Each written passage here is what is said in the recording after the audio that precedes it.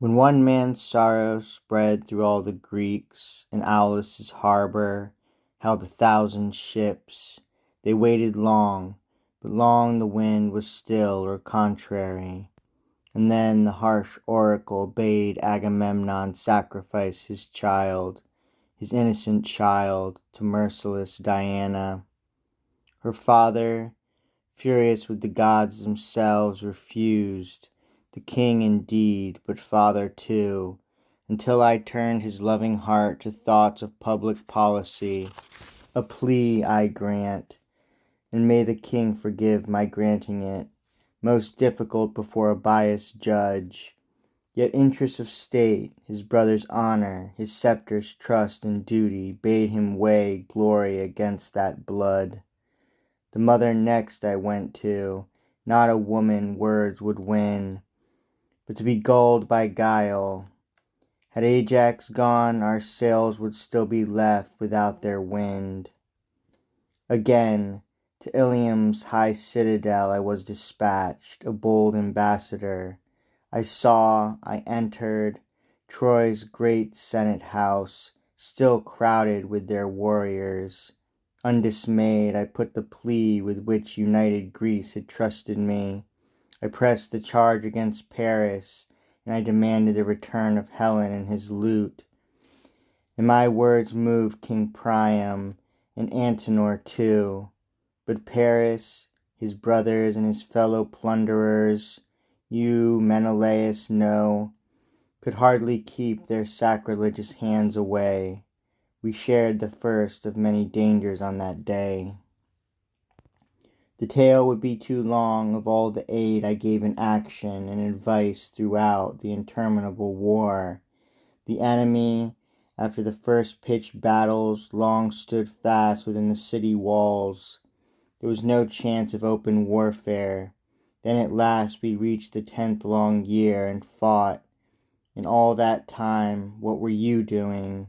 You, when all you know is bloody battlefields. What use were you? But if you ask what I did, I ensnared the enemy in ambushes. I ringed the trenches round the battlements. I braced our allies' hearts to suffer patiently the long war's boredom.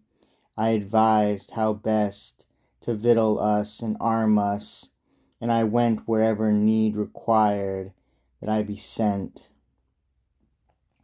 Then see, at Jove's command our king, beguiled at night by dreams, gave orders to lay down the burden of the war that we'd begun. He'd sanctioned for his orders, true, but Ajax, he should have stopped it, should have called for Troy's destruction, should have, what he can do, fought. Why didn't he stop them streaming back, and draw his sword and give the straggling mob a lead? Was that too much, when every word's a boast? Yes, and he fled himself. I saw, with shame, you turn your back and set your abject sails. What are you doing? I cried. Troy's in your hands, my friends. What lunacy to lose your hold.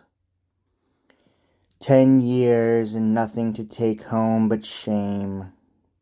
Grief gave me eloquence, and with these words and more I turned them, led them back again from the deserting ships.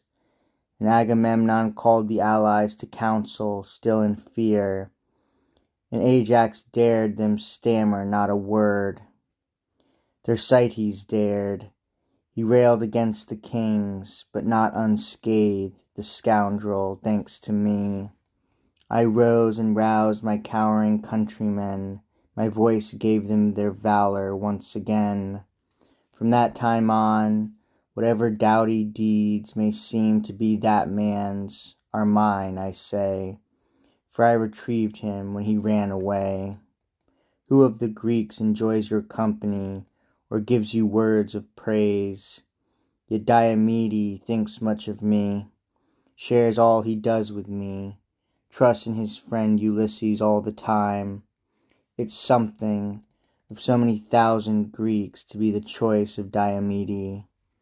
No lots were drawn to bid me go, yet I went out, scorning the dangers of the enemy and of the night, and slew the Trojan Dolon, running the same high risks as we.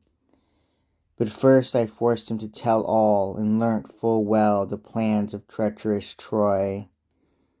I knew the whole, had nothing more to spy, could have returned to praise well promised. Not content with that, I turned to Rhesus's tents, and in his own camp I dispatched him and his comrades too. And so, victorious, all my prayers attained. In Rhesus's captured chariot I rode my happy triumph homeward. Dolon claimed Achilles' steeds for that night's price. If you refuse Achilles' arms to me, Ajax will be more generous.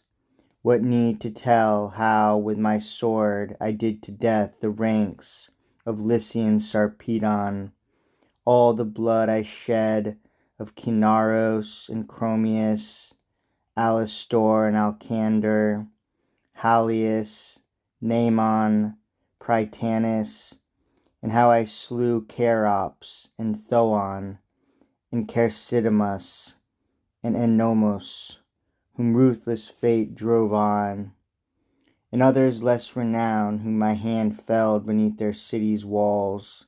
And I have wounds as well, wounds in proud places. See and know I speak no empty words. He pulled apart his tunic. This breast here has ever served and suffered for your sake. But Ajax, why, in all these years, he spent no blood at all to serve his friends. His body has no wounds.